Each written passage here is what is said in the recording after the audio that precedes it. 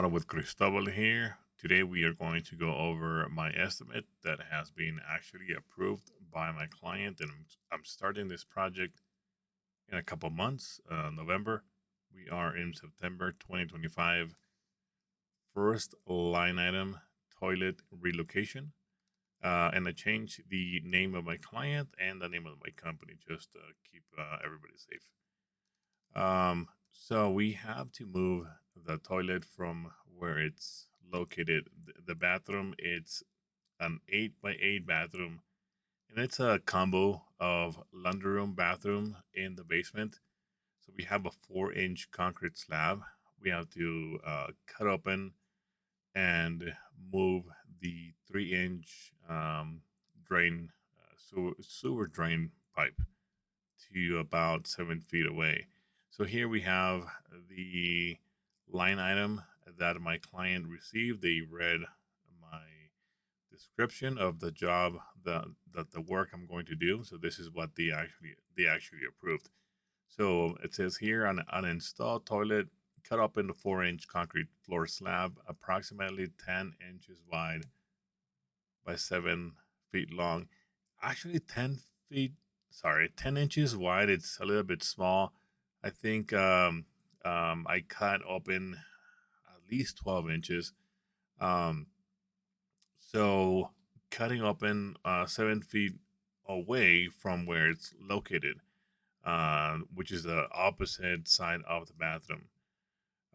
We need to remove all the excess concrete. It's just a lot of dirt, whole bunch of concrete debris that gets created. So we have to cut the toilet flange from its location, open up the slab, and we might need to open up maybe a huge chunk of it because we need to know, where it's coming from, like the slope. So I rather open a little bit more than I need to be able to know like how things are running under the 4-inch slab. Okay, what kind of materials do we need? We need the 3-inch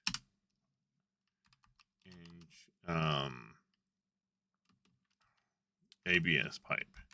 So we need a 10 foot, at least 10 foot piece. And so we are creating a list for my client, a material list. So we have here the 3-inch, 10 foot ABS. This is what we need. We don't need the 24-inch. If we end up buying 24-inch pieces, then that's not gonna do me any good. I would have to buy the couplings, and that's more money, right? So I know it's a straight shot. I don't need or angled fittings. So 10 feet should be good. The toilet flange is moving 7 feet away, so that 10 footer will be fine. I do have extra pieces from a different client, a different project that I have left over. Sometimes we cut maybe like 5-inch leftover, 6-inch or whatnot. I save those and I can use those for this project. So $28 versus buying several of those 3-inch, which is $10 each. The 10 foot one piece would be way better for my client and for myself. Adding it to the cart. Next on the list that we need to add to the cart for my client is a toilet flange, and here it is. Usually I get this one here, very basic. We have the 7-inch wide and 2.36 height. We have the 3-inch toilet flange here. It's 556. We don't need anything fancy. So this one will go into the cart. We're gonna save some money. We're gonna have our client save some money by not buying fancy materials that we actually don't need. Next on the list, we do have the plumbing already on the We might need, and I'm pretty sure we might need like an elbow. We might need other parts for the silver line.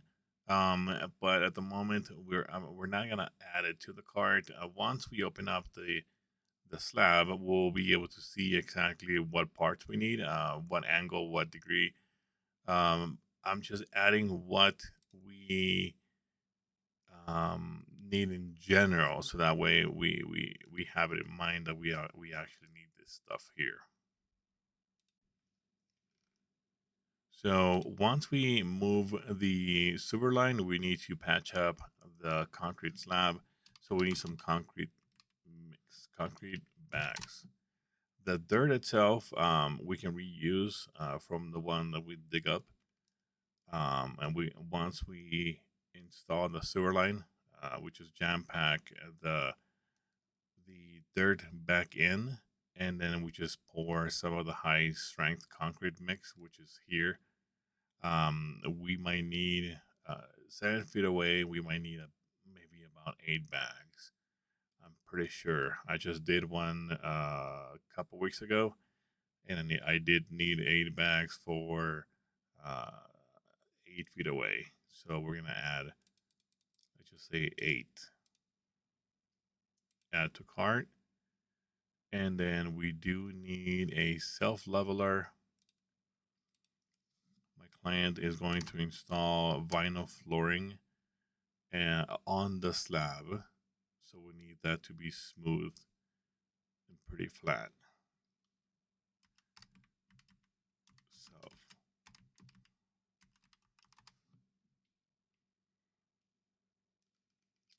and the one that I choose usually to use for my projects are this one here. We might need 3 bags.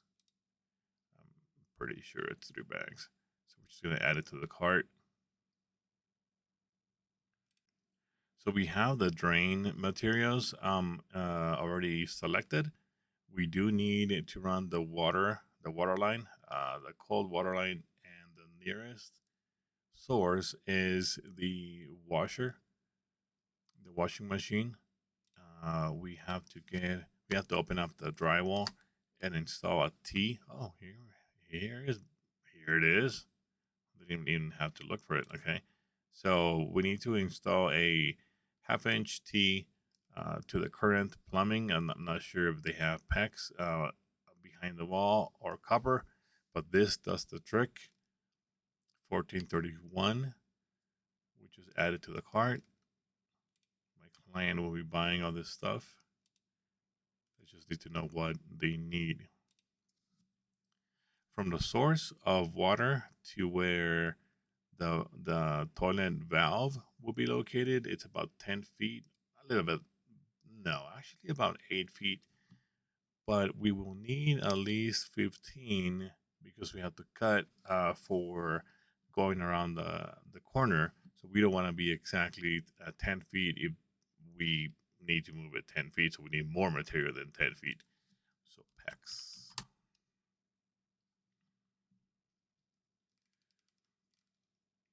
We have here the 10 foot. I'm going to add 2 of those. We need the blue ones since the water will be cold for the toilet. So we need 2 of those, and we need a valve, a water valve, half-inch. Not this one. I'd rather get a PEX valve, and I should have typed that in. PEX half-inch water valve. So this is for the PEX. Wait, hold on. This is for the PEX system. Goes here. And this is the correct one because for the toilet, the valve sits way under, almost hitting the floor, but not all the way. And then so the valve needs to have the outlet on top and not going through the side. So this is good. So we have the valve, we added this to the list. And then we need a toilet water supply line, which is the one that connects to the toilet. So this is the one here. This is for a faucet. Don't get the wrong one. Faucet and toilet are different. As you can see, this here is for the toilet. And you can see that it says on their label. 12-inch is too small. I'd rather get something like 16-inch to keep it safe. 16 is a little bit long. I would say 12-inch. You know, I'd rather have it 16 than be 12 and be a little bit short. So this should be the correct one. 3/8 inch uh, diameter for going into the valve. This connects to the valve, or this connects to the toilet. So this is the perfect one. Adding it to the list, to the cart, actually. Oh, and we need a wax ring. Here it is. This system of Home Depot knows what I need. All right, let's go check out the cart. We have the concrete mix to repair the 4-inch slab. We have the leveler, 10-foot ABS pipe, and the T for the water line to grab from the water source. We have the PEX for the water, and we got the toilet flange, toilet water supply line, and the wax ring. I think we're done for this line item to search for the materials for my client to be able to buy and have all this ready for when I start this project. We're not running around and trying to find what we need. So um, this is good. Thank you so much for watching. And this is Cristobal. Sorry, Remodel with Cristobal.